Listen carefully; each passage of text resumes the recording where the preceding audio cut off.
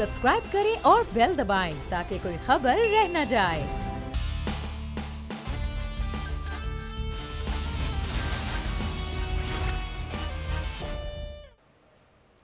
अस्सलामुअलैकुम। Special report with Mudassar Iqbal के साथ हाजिर खिदमत है। नाजरीन, आज वज़ीर ख़ारिजा शाह महमूद कुरैशी ने आज वीडियो लिंक के ज़रिए ख़िताब भी किया और इसमें कहा गया कि पाकिस्तान इस वक्त इलाकाई तरक्की के हवाले से तस्फ़िया तलब मसाइल के हल को नागुज़ीर समझता है। मामला ये है कि पाकिस्तान सार्क ममालिक के हवाले से भी चाहता है कि ख़ित्ते के जो ममालिक है सार्क के, वो सार्क के ज़रिए बेहतरी लाई जा सकती है, लेकिन साथ ही साथ भारत के रवैये के हवाले से भी अब पूरी दुनिया को बताया जा रहा है। दूसरी जानिब आज ISPR की क़यादत में आज करीब 24 ममालिक का वफ़द पहुंचा है लाइन ऑफ कंट्रोल पर और वहां की सूरत हाल से आगाह किया गया कि किस तरह से लाइन ऑफ कंट्रोल पर जो सीज़ फायर मुआहदे की खिलाफ वर्जी है वो मुसलसल भारत की जानिब से की जा रही है। न सिर्फ पाकिस्तानी फ़ौजियों की चौकियों को निशाना बनाया जा रहा है बल्कि शहरी आबादी को निशाना बनाया जा रहा है और मुतादिद शहादतें आए दिन नज़र आ रही हैं। इस हवाले से आगाह भी किया गया, लेकिन इसी चीज़ को मद्देनज़र रखते हुए आप सोचें कि पिछले साल अगस्त से लेकर अब तक किसी मिलिट्री अताशी को, सियासी मुबस्सिरीन को और अक़वाम मुत्तहिदा के लोगों को तो जाने ही नहीं दिया गया, बल्कि वहाँ पर तो ये सूरत हाल है कि इंसानी हुकूक की तंजीमों के नुमाइंदों को भी और इंटरनेशनल जर्नलिस्टों को भी जाने की इजाज़त भारत की जानिब से नहीं दी जा रही। मकबूजा कश्मीर में पाकिस्तान बार बार अपने हिस्से के आज़ाद कश्मीर के इलाके में, लाइन ऑफ कंट्रोल के इलाके में जाकर दिखा रहा है भारत की जानिब से वो दरानंदाजी, वो खिलाफ वर्जियाँ जो की जा रही हैं। इस वक्त हम बात करेंगे, ब्रिगेडियर हारिस मौजूद हैं हमारे साथ इस सूरत हाल पर बात करने के लिए। दिफाई तज्ज़ियाकार है, बहुत शुक्रिया ब्रिगेडियर साहब आपके वक्त का। पाकिस्तान की कोशिश है कि वो भारत की जानिब से वो तमाम तर जुल्म और ज़्यादतियाँ जो लाइन ऑफ कंट्रोल के इस तरफ हैं या उस तरफ हैं, दोनों जानिब, उसके बारे में पूरी दुनिया को आगाह किया जाए। आज जिस तरह से मिलिट्री अटैशी गए, कुछ ममालिक के सफ़ीर भी साथ थे, वो भी वहाँ पर पहुँचे और जाकर देखा गया कि क्या सूरत हाल है। ये इस पाकिस्तान का ज़बरदस्त किस्म का इक़दाम है। क्या इस सारे अमल से आप समझते हैं कि कश्मीर के मामले पे और भारत की लाइन ऑफ कंट्रोल के हवाले से जो दरअंदाजी है उस मामले को आलमी सतह पर तक़वियत मिलेगी? देखिए मुदस्सर, बात यह है कि ये बहुत ही एक तो अनफॉर्चुनेट बात है जो भारत जंगी जुनून में और उसके बाद लाइन ऑफ कंट्रोल पे 2333 सीज़ फायर वायलेशन उन्होंने किए ये कुछ अरसे के अंदर और दिन ब दिन बढ़ती जा रही है। आपके सामने हमारे 2 लड़के भी शहीद हुए हैं, कल हुए हैं, इससे पहले हो रहे हैं और उसके बाद ये बड़ा अच्छा इक़दाम है पाकिस्तान का जो आपने गैर मुल्की सफारतकारों को, उनके मिलिट्री अताशीज़ को और साथ ही साथ पाकिस्तान में यूनाइटेड नेशन के मिलिट्री ऑब्जर्वर्स हैं उनको साथ लेके गए हैं ताकि ऑन ग्राउंड वेरिफिकेशन भी हो सके। इशू ये है कि पाकिस्तान हर 3-4 महीने के बाद सबको लेके जाता है और तमाम लोगों को वहाँ जाके दिखाते हैं जहाँ औरतें, बच्चे, बूढ़े शहीद होते हैं या ज़ख्मी होते हैं और उसके बाद जो उनकी इमलाक को नुकसान होता है, दीवारों के ऊपर गोलियों में निशान होते हैं, मोटर शेल्ड होते हैं, वो गिराते हैं और सिर्फ सिविलियन आबादी को हरासमेंट करते हैं। हमारा इशू ये है कि इंडिया की साइड पर भी हमारे कश्मीरी भाई हैं, हम उनको बिल्कुल कभी भी हमने डिस्क्रिमिनेट फायर नहीं किया।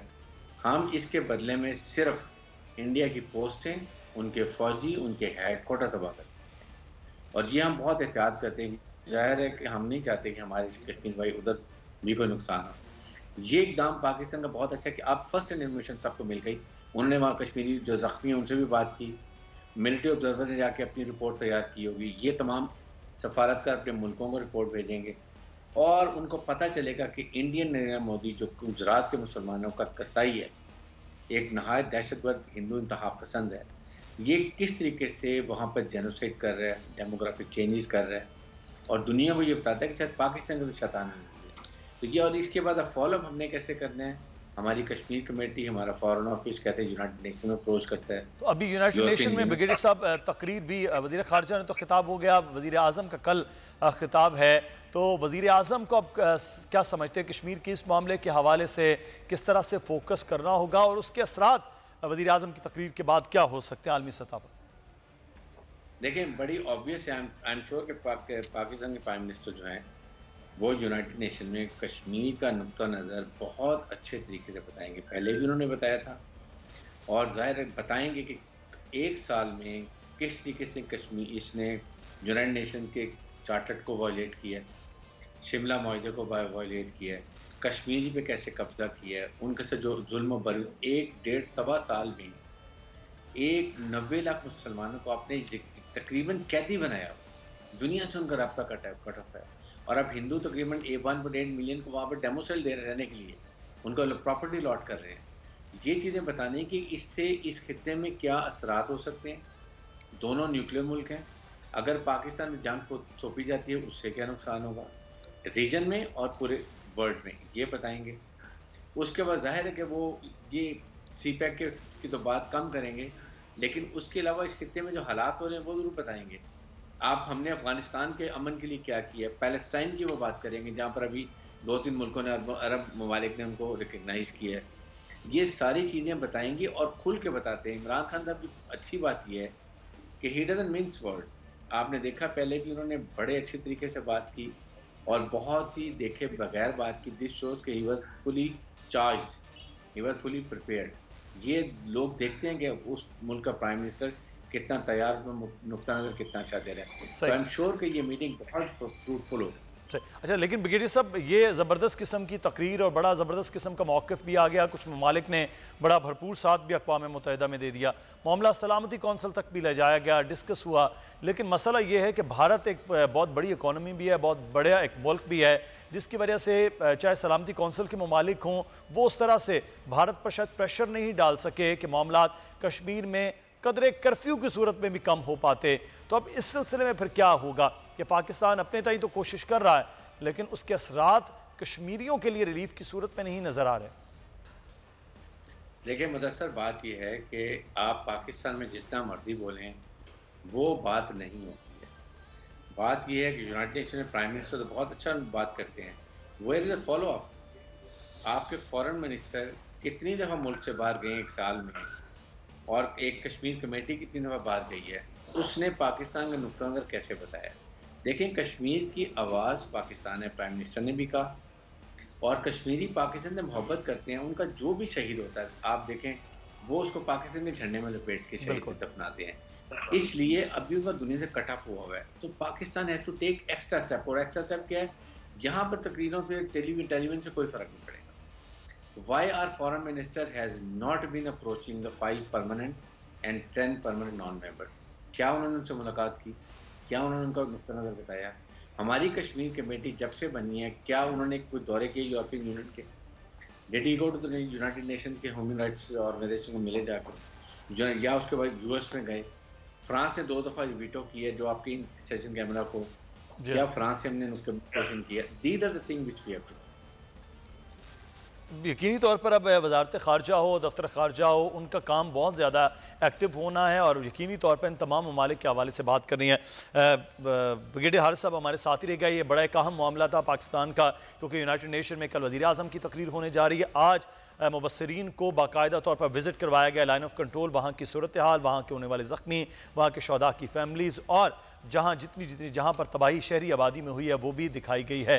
पाकिस्तान अपना मुकदमा इसी तरह से कश्मीरियों के हवाले से लड़ रहा है। आगे चलेंगे। भारत तो जंगी जुनून में मुब्तला है, लेकिन पाकिस्तान में इस वक्त सियासी गर्मा तेज़ी के साथ सामने आ रही है। APC हुई और APC के बाद ऐसा लग रहा था कि अपोजिशन बड़ी मोमेंटम में है और अपोजिशन भरपूर तरीके से हुकूमत के लिए टफ टाइम दे रही है। लेकिन अगले ही दिन एक खबर सामने आई कि अस्करी क़यादत से मुलाकातें हुई हैं पार्लिमानी रहनुमाओं की, और उसके बाद एक नया भौचाल सामने आ गया। कुछ ही देर के बाद आज ये कहा जा रहा है शेख रशीद अहमद भी प्रेस कॉन्फ्रेंस कर रहे हैं और वो अपनी खबर पर जमे हुआ है कि मुस्लिम नून के रहनुमाओं के हवाले से कि उनकी मुलाकातें हुई हैं। इस सूरत हाल पर बात करेंगे, लेकिन उमूमी तौर पर पाकिस्तान में सियासी मामलात हैं, इन पर बात करेंगे। हमारे साथ नादिर गबूल साहब मौजूद है, पाकिस्तान पीपल्स पार्टी के रहनुमा हैं, यंग लीडर हैं। बहुत शुक्रिया नादिर गबूल साहब आपके वक्त का। ब्रिगेडियर हारिस साहब हमारे साथ ही हैं, उनसे भी इस सूरत हाल पर तज्जिया लेंगे। नादिर गबूल साहब, ये मामला है कि पहले तो हम APC के हवाले से बात कर लेते हैं, फिर ये तो एक ज़िमनन चीज़ है कि मुलाकात हुई या नहीं हुई है। पाकिस्तान के इदारे हैं, पाकिस्तान के सियासतदान हैं। मैं तो जब ये खबर पढ़ रहा था इसमें मुझे ऐसी कुछ चीज़ नहीं लगी कि इसमें कोई मामला ऐसा है। बहरहाल एक दूसरे से जब डिनाई किया गया है तो वो मामला था। बिलावल भुट्टो साहब ने बड़ा एक मशहूर किस्म का बयान भी दे दिया। लेकिन ये जो APC के हवाले से सूरत हाल है, आप क्या तैयारी कर रहे हैं हुकूमत के ख़िलाफ़? क्योंकि पार्लियामान में तो आपकी जमात कमज़ोर है, आपकी जमात बल्कि अपोजिशन पूरी कमज़ोर है कि ताकतवर होने के बावजूद, लोग होने के बावजूद वोटिंग में पूरे नहीं हो पाते, तो अब हुकूमत का क्या बिगाड़ सकती है पाकिस्तान पीपल्स पार्टी दीगर जमातों के साथ मिलकर? जी, आपने बड़ी अच्छी बात कही। अकेले तो बिल्कुल पाकिस्तान पीपल्स पार्टी के पास वो नंबर्स नहीं है कि अकेले तंग कर सके या ट्रबल दे सके हुकूमत को, मगर ये जो APC हुआ था ये एक बहुत बड़ी काविश है बिलावल भुट्टो ज़रदारी साहब की, और उनकी सियासी मैच्योरिटी, हालांकि उम्र में बिल्कुल वो कम हो गए, मगर उनकी सियासी मैच्योरिटी का मुजाहरा हुआ, डेमोन्स्ट्रेशन हुआ जब उन्होंने एक प्लेटफॉर्म पे तमाम सीनियर अपोजिशन लीडर्स को बिठाया और अपनी वालदा मोहतरमा शहीद बेनज़ीर भुट्टो के नक्शे कदम पे चल के जो माजी में चार्टर ऑफ डेमोक्रेसी हुआ था उसी का ही एक तरह से तसलसल है। इंशाल्लाह ये रंग लाएगा और तमाम अपोजिशन पार्टीज़ अभी मुत्तहिद हो गई है इन द सेंस के they know that they have to get rid of this Niazi government, because Pakistan economically बहुत ज़्यादा सफ़र कर रहा है। और आप अभी थोड़ी देर पहले बात कर रहे थे फॉरेन रिलेशंस की और इंटरनेशनल रिलेशंस के, तो फॉरेन रिलेशंस के फील्ड में भी पाकिस्तान अभी बहुत पीछे आ गया है और बहुत ज़्यादा काम करने की ज़रूरत है मोदी का असल रूप दुनिया के सामने उसका पर्दाफाश करने के लिए। तो इंशाल्लाह आने वाले दिनों में, अभी तो आपको पता है कोरोना का भी एक वबा चल रहा है और ये पीपल्स पार्टी का ही एक लेकिन सर ये APC रिजल्ट कोई निकालती हुई नजर आ रही है। मुझे तो ऐसी फीलिंग है कि गुफ्तन नशिस्तन बर्खास्तन वाला मामला है, क्योंकि सबसे ज़बरदस्त हथियार आपके पास जो है वो पार्लियामान के अंदर है, वहाँ तो वोट पूरे नहीं हो पाते, इस्तीफे देना नहीं चाहते हैं, तो फिर क्या थ्रेट होगा हुकूमत को? तो कोई थ्रेट नहीं है आपसे। देखिए, इस्तीफ़ा देना चाहे तो कल भी दे सकते हैं, मगर हम चाह रहे हैं कि पार्लियामेंट के थ्रू ही, जिस तरह आप कह रहे हैं कि पार्लियामेंट के थ्रू ही चेंज लाए। बिल्कुल माजी में वोटिंग में कुछ हमारे मेंबर्स मिसिंग होते हैं। मुझे उम्मीद है कि अब और उनके खिलाफ कोई कार्रवाई आज तक ना आपने की है ना पाकिस्तान मुस्लिम नून ने की है। बस वो जब उनसे पूछते हैं कि आप क्यों नहीं आए तो कोई ना कोई इस तरह का वो बहाना बता देते हैं कि समझ में आ जाती है कि उनकी मजबूरी थी कि वो नहीं आ सके। सर इस मामले में मैं वैसे एक बात है कि यहाँ पर हुकूमत को तो अप्रिशिएट किया जाए। सेनेट इलेक्शन थे, आपको भी याद है, पाकिस्तान तहरीक इंसाफ बड़ी ज़बरदस्त जमात थी PTI के अंदर, लेकिन वहाँ पर पाकिस्तान पीपल्स पार्टी के सेनेटर जीत गए थे जिनकी तादाद ही कम थी मेंबरान की, लेकिन उन्होंने अपने लोग निकाल लिए। ये एक हो गया था कि जनाब अंदर जो रेगिंग करना है, हॉर्स ट्रेडिंग करना, अंदर जो फ्लोर क्रॉसिंग है उसके अमल को रोका जाए। पाकिस्तान पीपल्स पार्टी भी करती तो आज शायद मामला ये जो क्रेडिट है, अगर आप PTI के जगह, न्याजी के जगह अगर आप नैब को दें तो ज़्यादा मुनासिब रहेगा। ये सारी नैब के कारनामे कि किस तरह फाइलें रख के बैठे हुए होते हैं MNAs के ऊपर और कुछ सियासतदानों के ऊपर, कि फिर उनको मजबूर किया जाता है कि आप वोटिंग में नहीं जाए। तो इसी वजह से मैंने आपको एक हिंट दिया कि कुछ लोगों की मजबूरियाँ होती हैं कि वोटिंग वाले दिन फिर वो नहीं आते हैं, और फिर जब उनसे पूछा जाता है तो फिर वो आगे से बताते हैं कि जी फ़िलहाल फ़ाइल हमें दिखाई गई है हमारे ख़िलाफ़, तो अगर हम जाएंगे तो ये कार्रवाई का हमें धमकी दी जाती है। तो जब तक ये इस तरह की इंतकामी सियासत पाकिस्तान में ख़त्म नहीं होगी तो कोई भी अपने ज़मीर के मुताबिक वोट नहीं दे सकेगा अनफॉर्चुनेटली, और आवाम के रिप्रेजेंटेटिव्स भी ब्लैकमेल होते रहेंगे। अच्छा, इस पे ब्रिगेडियर साहब, ये APC पे आपने तकारीर भी सुनी, तमाम तर चीज़ें जिस किस्म की सिवली आगाज़ हुआ था APC का मियां नवाज शरीफ साहब की तकरीर के बाद से, उसके बाद अब सूरत हाल की मुलाकातें हुई नहीं हुई हुकूमत के हवाले से, आपको APC से निकल कर इस मामले सारे को आप समझते हैं कि मियां नवाज शरीफ की तकरीर के बाद को वाकई कुछ चेंजिंग है, या जो मकसद पाकिस्तान पीपल्स पार्टी APC को लेकर चल रही थी वो मियां नवाज शरीफ की तकरीर के बाद ज़्यादा ख़राब हुआ है या बेहतर? प्रोग्राम में यहाँ हम ब्रेक लेते हैं, ब्रेक के बाद वापस आएंगे, फिर कुछ सियासी सूरत हाल के हवाले से मजीद बात होगी। हमारे साथ रहिएगा।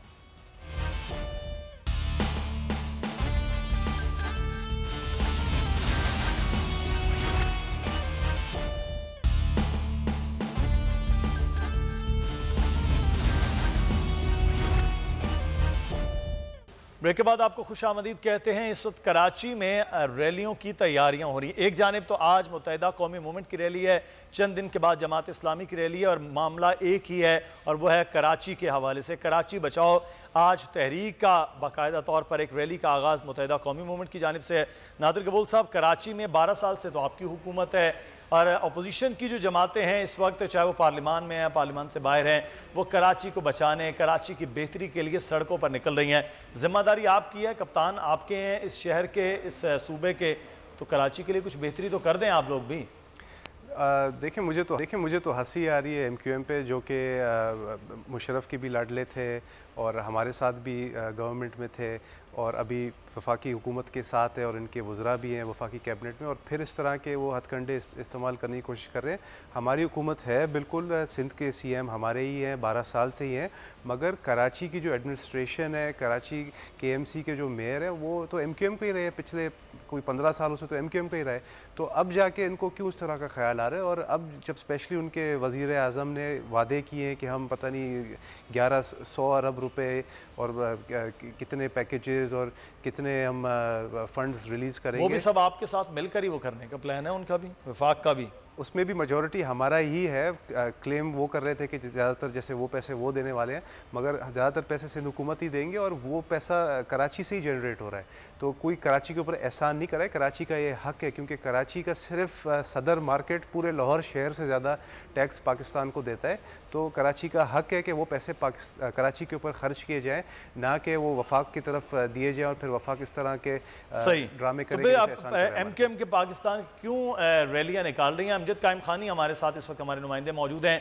जी अमजद, आज मुत्तहिदा कौमी मूवमेंट पाकिस्तान रैली निकाल रही है कराची बचाओ के हवाले से, क्या मकसद है, क्या कहना चाहते हैं MQM? जी बिल्कुल, मैं खुद हूँ करीमाबाद के मकाम पर। MQM पाकिस्तान की जानिब से आज कराची शहर में ताकत का मुजाहरा किया जा रहा है। कराची मार्च के नाम से एक भरपूर रैली का इनेकाद MQM पाकिस्तान की जानिब से किया गया है। वफाकी वजीर हैं अमीनुल हक हमारे साथ मौजूद हैं, उन्हीं से जान लेते हैं कि आज की रैली के हवाले से। अमीन साहब फरमाइएगा, क्या मकासद हैं आज की रैली के और आज की रैली से क्या नताइज MQM हासिल करना चाह रही है? देखिए, सबसे अच्छी और खुशी की बात यह है कि शहर में बड़ा जोश व खरोश पाया जाता है। कराची के मुख्तलिफ इलाके, चाहे वो लांडी हो, कोरंगी हो, मलिर हो, शाह फैसल हो, औरंगी टाउन हो, न्यू कराची, लियाकताबाद, इन तमाम जगहों से रैलियाँ निकल कर अब करीमाबाद पहुँच रही हैं, जिसे कहते हैं कि अवाम में बड़ा जोश व खरोश पाया जाता है। और इंशाअल्लाह ताला आज की रैली कराची की तारीख की सबसे बड़ी रैली साबित होगी।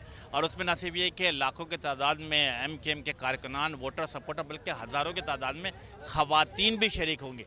हाँ, जो मकासद है, देखिए पिछले 12 साल से पाकिस्तान पीपल्स पार्टी की सूबा हुकूमत ने कराची के अवाम को पानी की बूंद बूंद को तरसा रही है। कराची के ट्रांसपोर्ट का निज़ाम धर्म भरम कर दिया गया।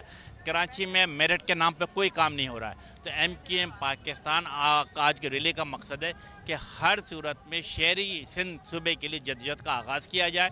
साथ साथ जो आर्टिकल 148 के तहत जो तमाम इख्तियार जो सूबाई हुकूमत ने ले लिए, उन जो सूबाई हुकूमत ने इख्तियार लिए हैं उसके खिलाफ आवाज़ उठाना, ताकि जो भी मुंतखब बलदियाती क़यादत है उसके पास इख्तियारात हो। और जाली डोमिसाइल के नाम पर जो कराची के नौजवानों को, हैदराबाद के नौजवानों को दाखिले और नौकरी से दूर रखा जा रहा है, उसके खिलाफ जदोजहद करना।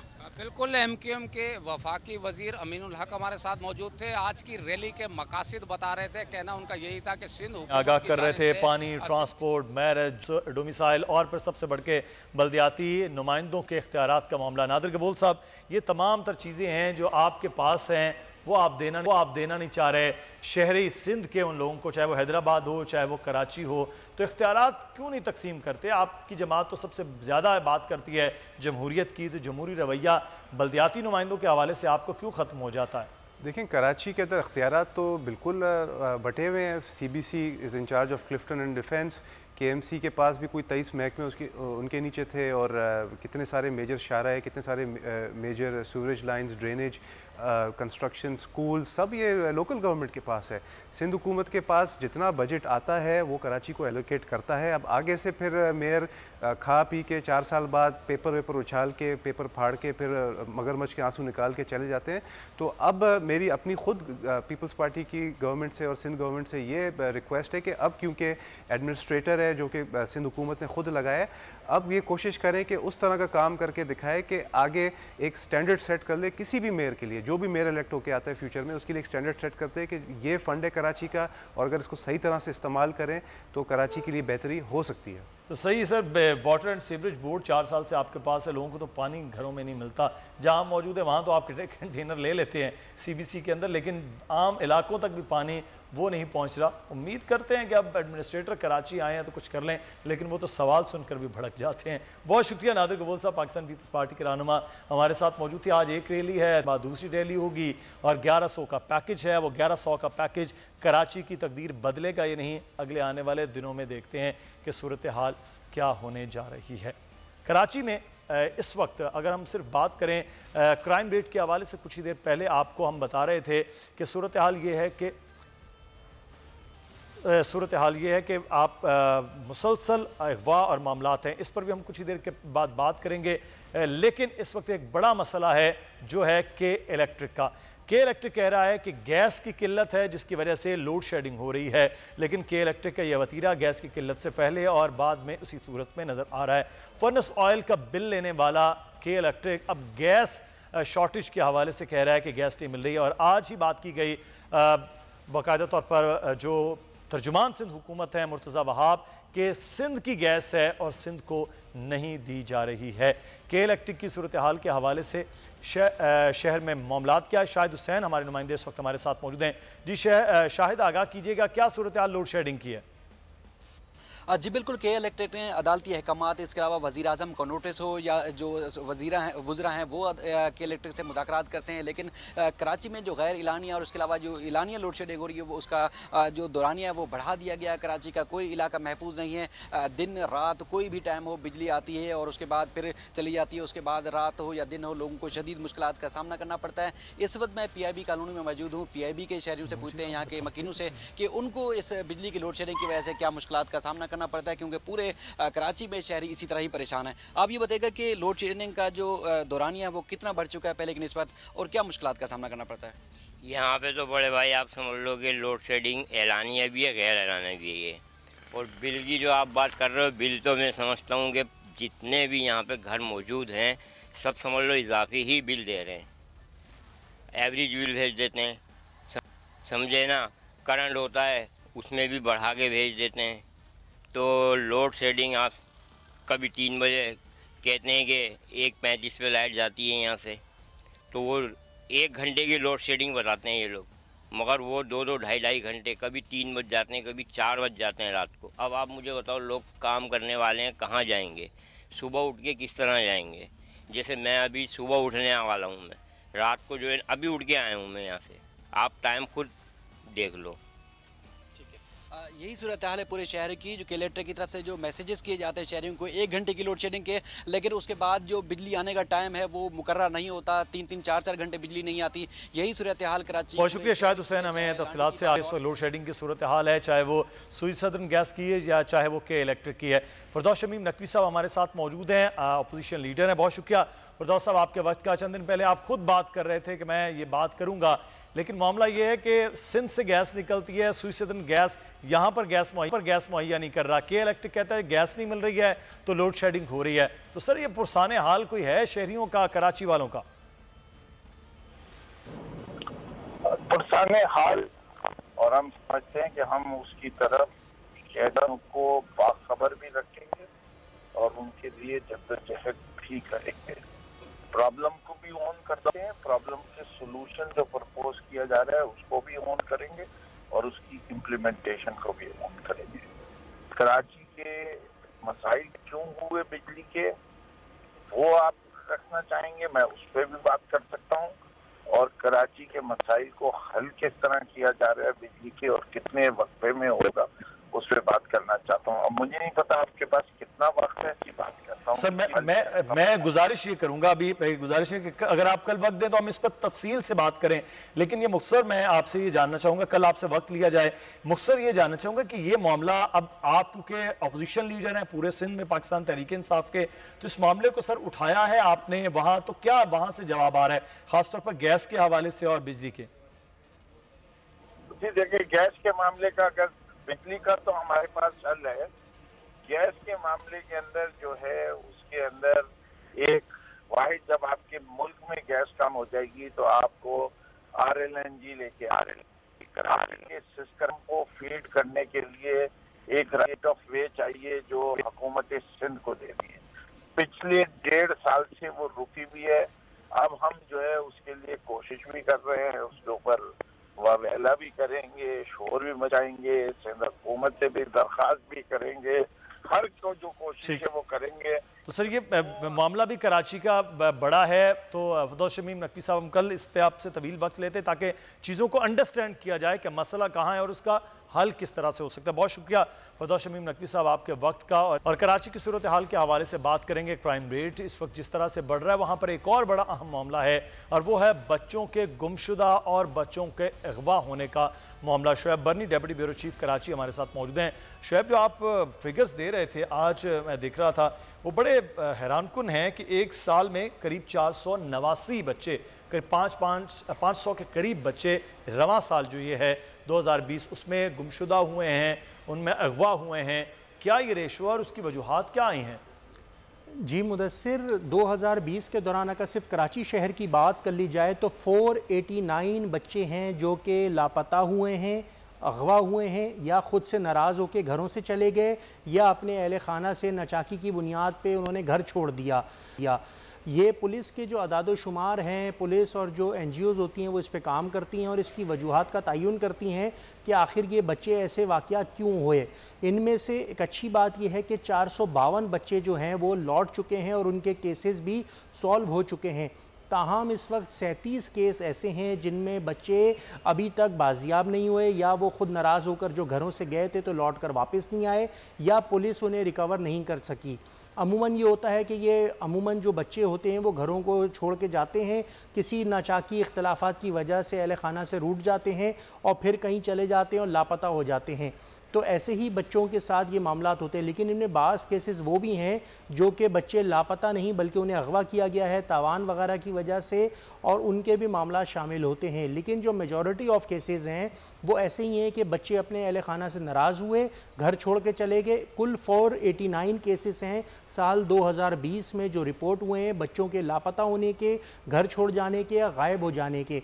उनमें से 452 केसेस ट्रेस हो चुके हैं, 36 केस अभी मज़ीद पेंडिंग हैं। जी मुदस्सिर। अच्छा, आपने ये बताया कि एंटी वायलेंट क्राइम सेल जो है वो कर रहा है, लेकिन मैं आपसे ये जानना चाहूँगा मालूमात में इजाफा कि क्या सिंध में भी इस वक्त चाइल्ड प्रोटेक्शन ब्यूरो के तौर पर इदारा को वजूद में है और क्या वो काम कर रहा है इस सारे अमल में?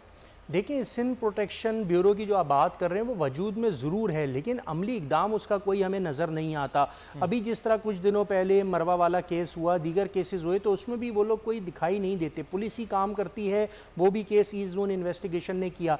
इस केस में, जिस केस के लिए अभी आप मुझसे डिस्कस कर रहे हैं, इसमें तब्दीली ये आई है कि एडिशनल IG कराची गुलाम नबी मेमन साहब ने अब इस तरह के तमाम केसेस की जो तफ्तीश है वो एंटी वायलेंट क्राइम सेल को सुपुर्द की है। उन्होंने कहा कि इलाका पुलिस इन केसों की इन्वेस्टिगेशन को मौसर अंदाज में नहीं कर सकती क्योंकि वो दीगर बहुत सारे मामलात में उलझी हुई होती है।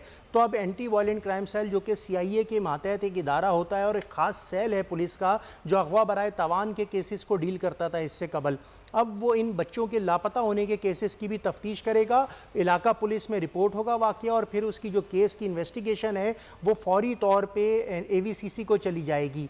और जो ये पहले के जो 489 केसेस हैं जिनमें से 452 सॉल्व्ड हैं और 37 अनसॉल्व्ड केसेस हैं, इनकी इन्वेस्टिगेशन भी जो चल रही हैं ऑन गोइंग प्रोसेस, वो भी AVCC को ट्रांसफ़र हो जाएगा।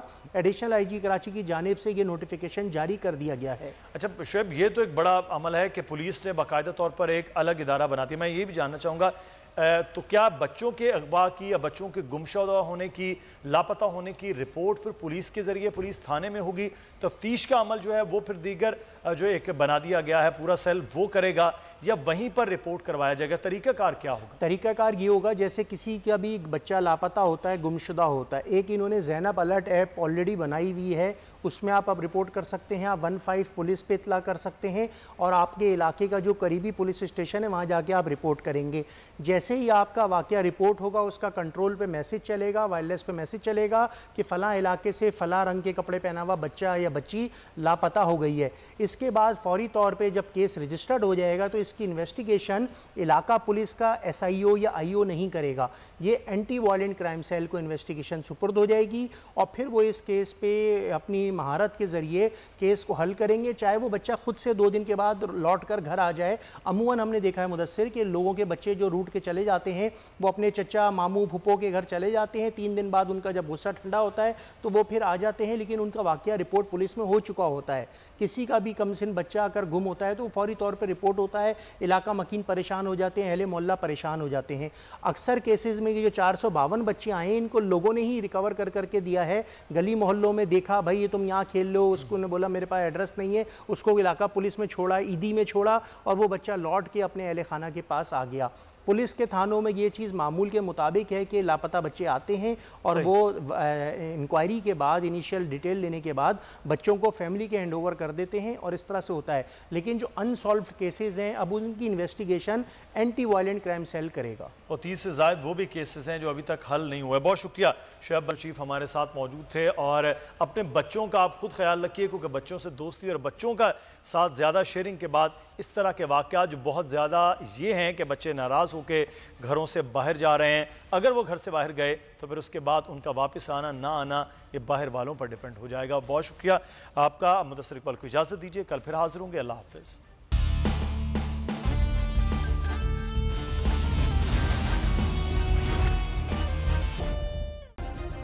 सब्सक्राइब करें और बेल दबाएं ताकि कोई खबर रह न जाए।